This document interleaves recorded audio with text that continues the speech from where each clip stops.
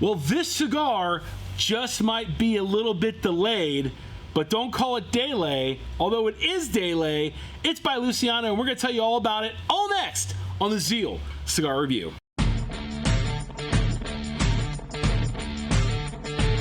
Knowing that the cigar comes from Germany, which I'll explain in a second, I wonder if that's actually how it's pronounced. Delay? Yeah. I don't know. I have no clue. I'm even, you know, I got some German in me, but I have no clue about the German language or anything like that. I know JB does, but we're going to talk about this.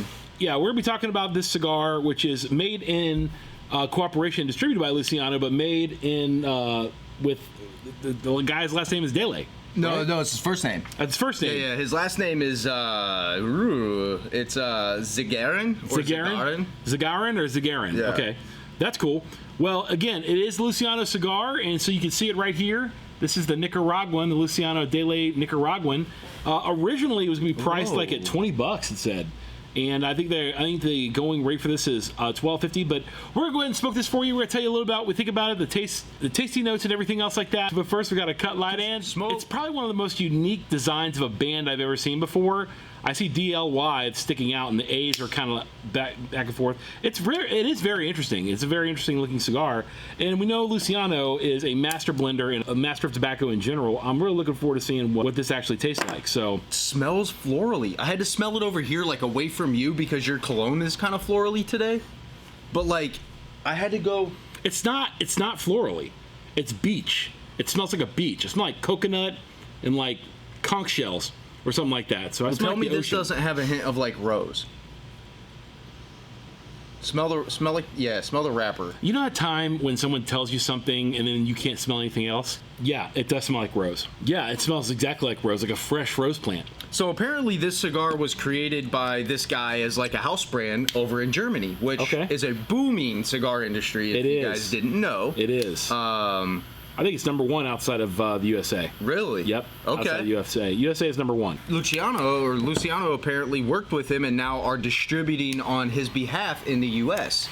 So this cigar's been around in Germany for a little while and is now going to be making its way to the US. It's got a Ecuadorian Corojo 98 wrapper, Brazilian Arabica and Ecuadorian Habano 2000 as the binder. And then it's got Pueblo Nuevo, Jalapa, and Esteli, and Masatepe filler from Nicaragua. Well, it's my first cigar of the day, and just getting into it, it's a little bit of a spicy meatball. It is. It's got it's got a little bit of kick to it. It's Nicaraguan tobacco, so you're gonna think to yourself probably a little bit spicier. Man, this is really good. But it's I mean, just from the jump, you can tell with the pepper spice on there. There's a lot going on the retrohale. A lot of different flavors and spices there. It's very toasty. There's a lot going on with this cigar. A lot. Like, a lot. You hear that? Hello? It's probably the ice maker. So it's a little spicy on the retrohale, but like a Habano spicy, not like a rich strong pepper, more of a like a white pepper. It's a very good natural tobacco note. You have a lot of natural tobacco notes in there, but there's that spice and that pepper on there. And when I say pepper, when I talk about strength, the strength isn't overwhelming. It's probably at a 5 though. Rich velvety smoke, very rich velvety smoke. There's a little bit of a tingle on the retrohale. I personally would probably go like a 3. But it's like a cinnamony allspice, but not really cinnamon. Yeah, as you get into it, you start tasting the distinctness of the notes, and I would say there is that toasted like more of like a toasted almond with like a cinnamon crack on there. Yeah, like I was literally thinking like you toast some bread and you put some butter and you put like the cinnamon sugar mix on it. When you get a quarter way into it, it absolutely changes. It really does, and it's delicious as it changes. Picking up a little bit on that spice. Let me tell you what this reminds me of. It reminds me of fall in the mountains. Okay. Like fall in the mountains. It's cold, crisp air, the leaves blowing. Maybe you have some... it's got a really nice cleanness to it. Oh, yeah. Even though the toastiness kind of hangs around, it still feels very clean. And This is very good. the spice tingles a little bit. This is very good. We're gonna get into this a little bit. We're gonna come back and tell you what what the second third of the cigar actually tastes like. So we'll be right back. Well, coming back to the cigar, we're about right into the second third, and I'll tell you the notes that I got that I told Justin kind of off camera. Something crazy just happened too. I'll tell you about that in a second.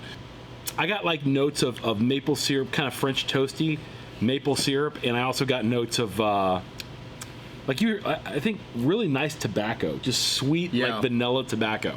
It's like a natural, just a straight up really natural tobacco taste, and then you get all these little nuances added on top of it. You get the toastiness, you get the creamy almost marshmallow-ness. You get the little bit of spice on the retrohale, which kind of weans out a little bit in the middle. So there is something about the cigar that I think is really interesting, particularly it being from German descent, if you would. And I don't know if you guys have been to like Oktoberfest or anything else like that when you're around, coming up in October. But if you're walking to an old beer house, there's this this taste and this scent of like old wood, and it's something you can only find like an old library or something like that. Just old wood. That's something I taste in here. And I don't know. But it's not musky. No, it's not musky. Yeah, it's not musky. But it's like an old wood, like almost like an old mahogany, and it's something I taste in here. Now I don't know if I taste that because I'm thinking that, because your mind can play incredible tricks on your palate. But I really do think it's a very, very good cigar, and it's like nothing I've really tasted. The smoke in particular on the palate is incredibly dense, very velvety smooth, and not like much I've tasted before. Maybe a little coffee on it too. It's definitely really good. I'm excited to see how it changes and finishes. Yeah, the retrohale is immensely good on this, and you would expect nothing else. You'd expect nothing less from Luciano. That's just he's an artist, to be honest with you. Even the aftertaste is good, but what I need to know is if we have any German viewers out there, what beer are they pairing with this? I wish I remember how to say that. I can kind of say like where. Germany's not known for dark beer, is it? They have Dunkels. Dunkels? Yeah, Dunkels. They do Dunkels. Probably one of the more popular is like Von Stefaner. A lot of wheat beers. A lot of German wheats. Yeah. They have Pilsners too. I'm not a big beer drinker, so I'm not really sure about the beer. If you want good German beer, there's actually a spot right down the street called Edelweiss. They serve authentic German beer and Bavarian food, and they serve it in 32-ounce muggas. Are you talking about the beer garden right down there? Yeah. Yeah, I've seen that before on 29th Street. Yeah. Yeah, 29th Street in Bell. 32. I think that's how you say 32. Whatever he said. Well, guys, we're going to come back just right before the label and tell you how it's developed as well. So hang tight and we'll be right back. All right, guys, we're back, and we have a special guest that joined us and interrupted our day. Come on in here, special guest. Make your appearance known. Dave, come and say hi to the people. Hi, everyone. Part-time Dave, right over here, right behind you. We'll be dropping a podcast today. We're talking about ghosts, aliens, demons, all that kind of stuff, because we just had this really crazy thing that we're going to tell you on the podcast that just happened in store, but I'm going to leave a video at the end of this video explaining that. But all that, back to the cigar. I'm at the very end of these Delay, and I got to tell you, dude, one of the best cigars I've smoked. Yeah, that's sehr gut. Yes, what he said, okay? Yeah. It's very, very good. Natural tobacco, nice vanilla hints, really woody. Nice woody at the end, super creamy. The smoke Very is creamy. epic. Probably one of the best smoke experiences I've had with a cigar. If you like really rich velvet smoke, you're going to love this cigar. So, what about you? Yeah, there was a generous amount of smoke too. Like it does smoke well. You don't necessarily see it off the end of the cigar, but when you draw, you get a lot of smoke. Really, like right through the middle, almost like a toast, like a very lightly, like a perfectly toasted marshmallow kind of note to it. Not like where you keep it in there too long and cook the edge of it. Notes of sometimes like a little bit of like a graham cracker. It's very good, but I would say prominent, like you said, there's a natural tobacco sweetness, a little bit of like a creamy nuttiness, and then a little bit of like a nice spice to it. That's probably the main notes that I would say I get out of this cigar. Let's give it a smoke score and let's give it a value score. First up, smoke score. My smoke score on this is going to be a 9 solid. I think it's a very, very easy smoke. It did run on me a few times. I do smoke fast, so maybe that's why, but you know, my ash fell off a little bit sooner than I thought it should fall off, but that's why I'm giving it a 9, not an absolute 10, but it's been a very, very good smoke score. The presentation's great, the label's great, everything on the cigar, the construction is phenomenal. Everything about it, I love, to be honest with you. So, solid 9.0 from me. I'm gonna go up a little bit more and actually give it a 9.5. Okay. Yeah, I'm kind of picky about Habanos. Yeah. Not as much as I am about Connecticut's, but I really enjoyed smoking this. It was very enjoyable. I actually wish I could have sat down and taken a lot more time with it. This is one of the few that I would have really have preferred to have probably slowed down and smoked a lot slower. Actually. So what about your value score? It's around 1250 is what it says MSRP. So what's your value score on this for the price they want for the cigar? 8.5.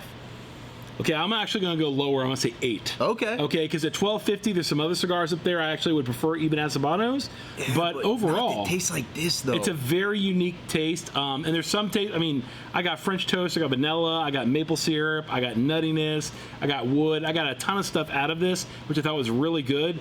I just there's. I mean, at that 1250, you're getting into some cigars that can really deliver some really good notes that you really want. So that's why I dinged it like an 8. That's not dinging it, I don't think. No, I don't think it's dinging it. I think that's still a pretty solid score on this, to be honest. So if you've had the Daylay cigar, drop a comment below and let us know what you think about the Daylay cigar. And for the Zeal Cigar Review, I've been Bradley, this has been JB. You already saw Part-Time Dave. Tune into the podcast to hear the stories that we're going to share with you about what just happened in the shop. All right, so this just fell out here, and we have no idea how. It has literally been in there for about 5 years, and we have no idea how it fell out. So. And we're out of here like last year.